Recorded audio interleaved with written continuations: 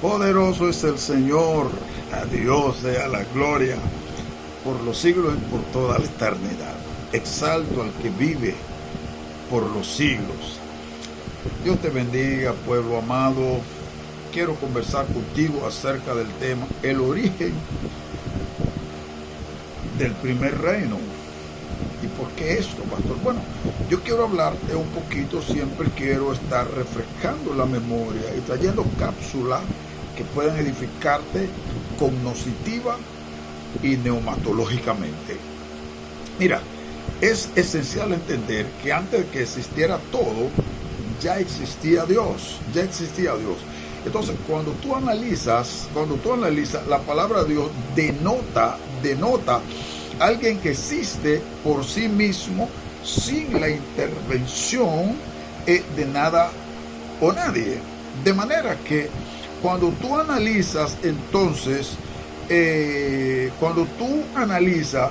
la palabra Dios, por ejemplo, no es precisamente un nombre, sino más bien una descripción de un carácter o naturaleza. Estamos diciendo que Dios, pues, además, por supuesto, de ser nombre, entonces su carácter o su naturaleza lo hace ser el único que califica para tener el nombre de Dios.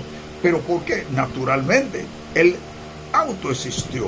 Él no precisó la necesidad de nada ni de nadie. Antes que el mundo que vemos existía, entonces pues ya existía ese Dios todopoderoso. Ningún otro ser humano califica bajo esos atributos, bajo esa atribución y bajo esas condiciones.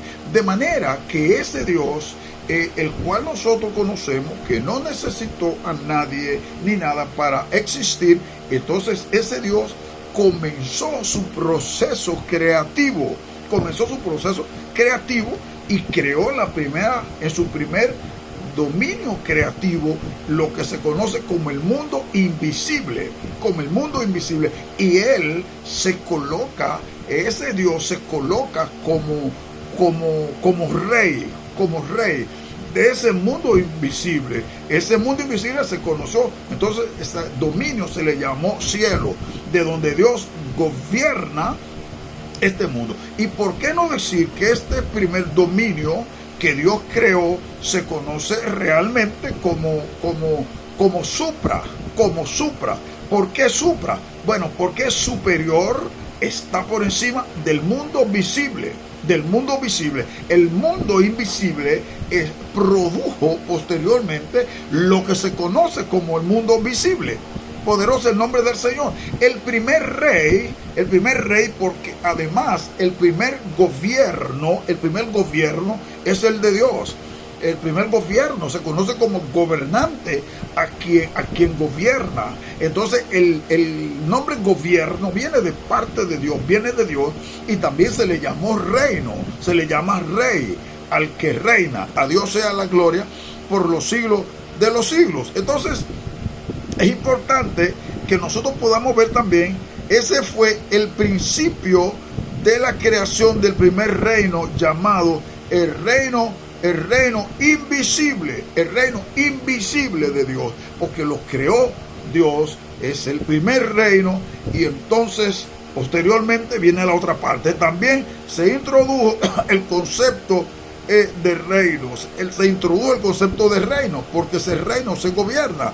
Este concepto de reino es vital, esencial, necesario, requerido e imperativo a fines de entender el propósito, la intención, la meta y los objetivos de Dios, de la relación de la humanidad por Él y con la creación. O sea, ese Dios todopoderoso creó con metas. Él no creó un mundo para dejarlo a la suerte. Él no creó un mundo para que fuera un mundo antojadizo, para que fuera un mundo melaganario, y que este mundo pues olvidara de que alguien autoexistente lo creó.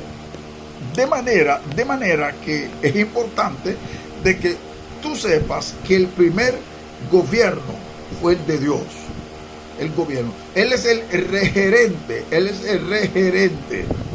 Es el primer regerente del mundo, de la existencia.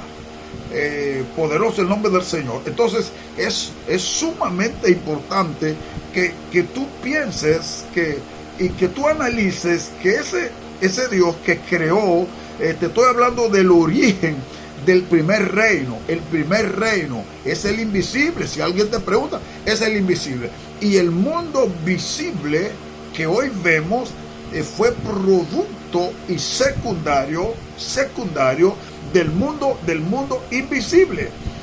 Para muchos que no conocen la Biblia, que no leen los principios, entonces desconocen, pero el mundo que hoy vemos, y en el cual vivimos, realmente es posterior.